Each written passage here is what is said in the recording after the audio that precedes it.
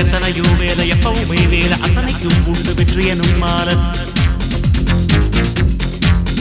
சண்முகா உனது படைப்பில் உயர்ந்து விளங்கும் பிணையா அம்மா சண்முகி